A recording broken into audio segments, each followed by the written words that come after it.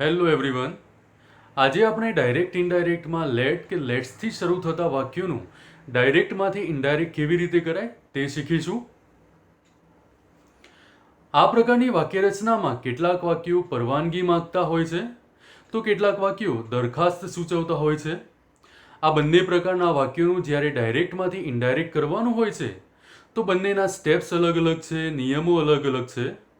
તો સૌથી પહેલાં તો આપણને એ વાતનો ખ્યાલ હોવો જોઈએ કે કેવા પ્રકારના વાક્યોને પરવાનગી માંગતા વાક્યો સમજવા અને કેવા પ્રકારના વાક્યોને દરખાસ્ત સૂચવતા વાક્યો સમજવા.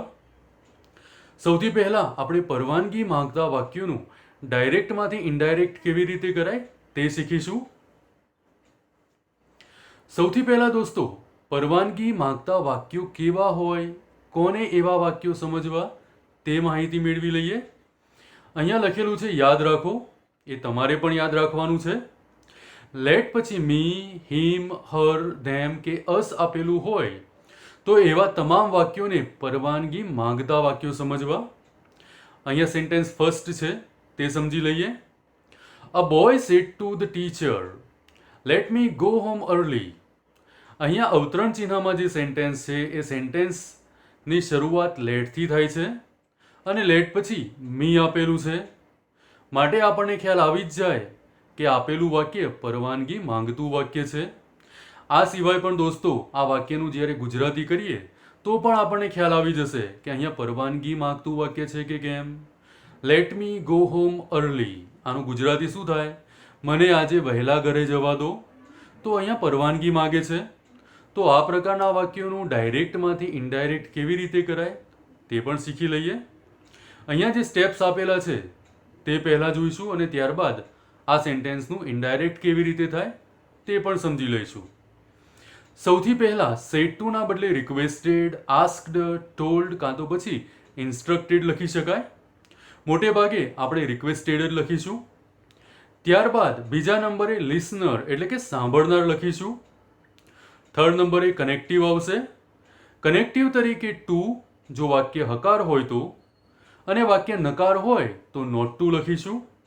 અને ચોથા નંબરે યોગ્ય ફેરફાર કરવા, જે બોલનાર સાંભળનાર પ્રમાણે ફેરફાર થતા હોય, જે અગાઉ પણ આપણે શીખી ગયા છીએ એ પ્રકારના ફેરફાર ચોથા નંબરે કરીશું. અહીંયા જે સેન્ટેન્સ છે એનું ઇનડાયરેક્ટ કેવી રીતે કરાય તે પણ જોઈ લઈએ. A boy said to the teacher, let me go home early. આનું ઇનડાયરેક્ટ આ રીતે કરીશું. અ બોય સેડ ટુના બદલે રિક્વેસ્ટેડ ધ ટીચર. વાક્ય હકાર છે માટે કનેક્ટિવ તરીકે ટુ લખીશું. ટુ પછી લેટ એમનું એમ લખીશું. મી એટલે બોલનાર, બોલનાર કોણ છે? A boy.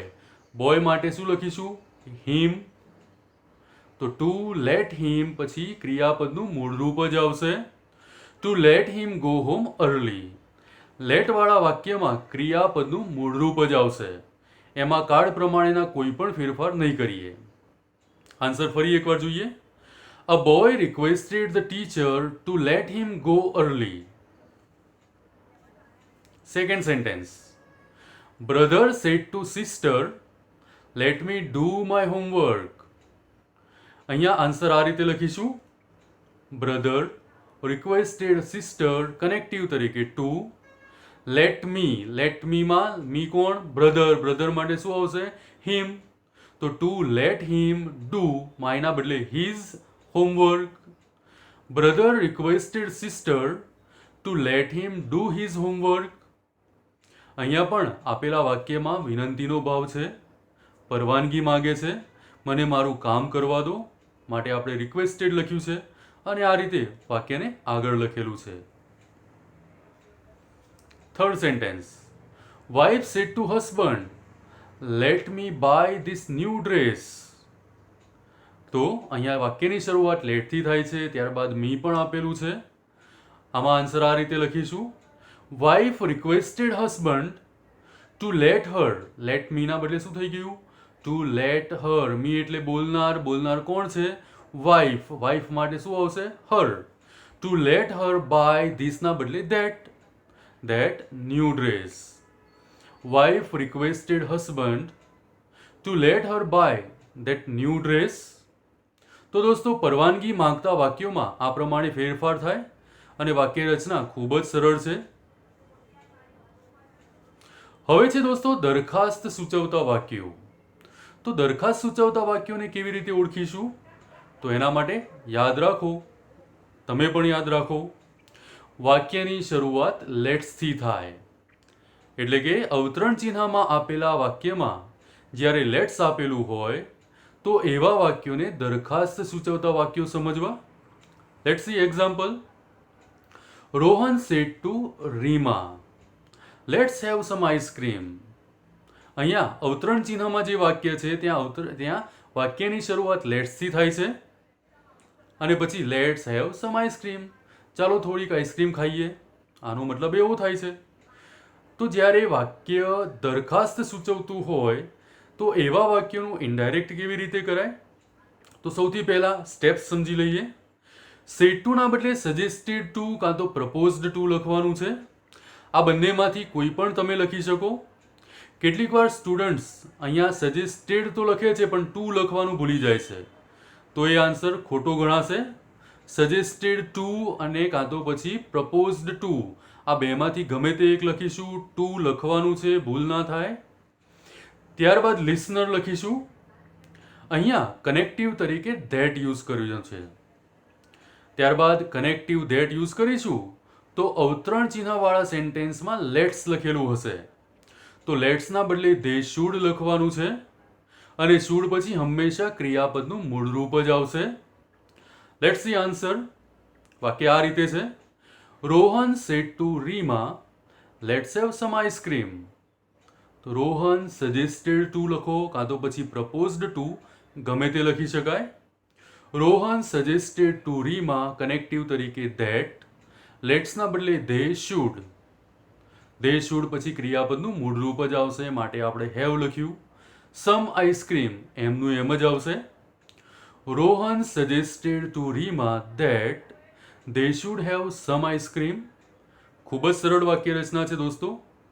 સેડ ટુના બદલે સજેસ્ટેડ ટુ લખવાનું છે, કનેક્ટિવ ધેટ આવશે અને લેટ્સના બદલે ધે શુડ કરવાનું છે. આવું ક્યારે કરીશું?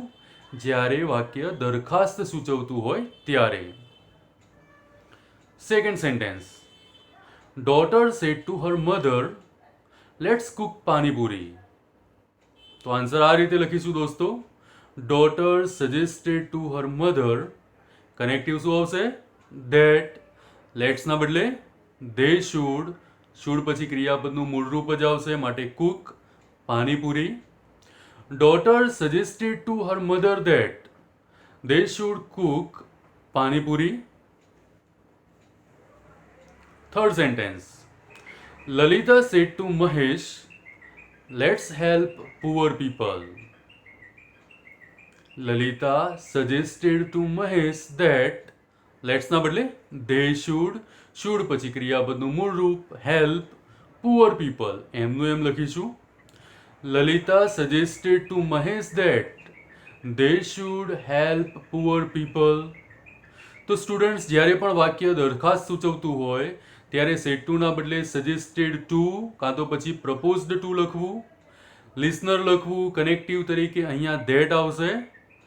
લેટ્સ પછી મતલબ લેટ્સના બદલે ધે શુડ લખવાનું છે અને શુડ પછી હંમેશા ક્રિયાપદનું મૂળરૂપ જ આવશે. હવે સ્ટુડન્ટ્સ તમારા માટે ટેસ્ટ છે. Can you pass this test? આ ટેસ્ટના આન્સર દર વખતની જેમ કોમેન્ટમાં લખવા. સેન્ટેન્સીસ આ રીતે છે. Roma said to Dhruvi, let me use your computer. Second. Naiya said to Sanjay, let me solve this puzzle. Son said to father, let's go on a tour to Goa on next Sunday. Fourth sentence. Mr. Shah said to Mrs. Shah, let's do some shopping. Students, મને આશા છે કે આજનો આ video તમારા માટે ખૂબ જ helpful થયો હશે. તમે કંઈક નવું શીખ્યા હશો. Thank you.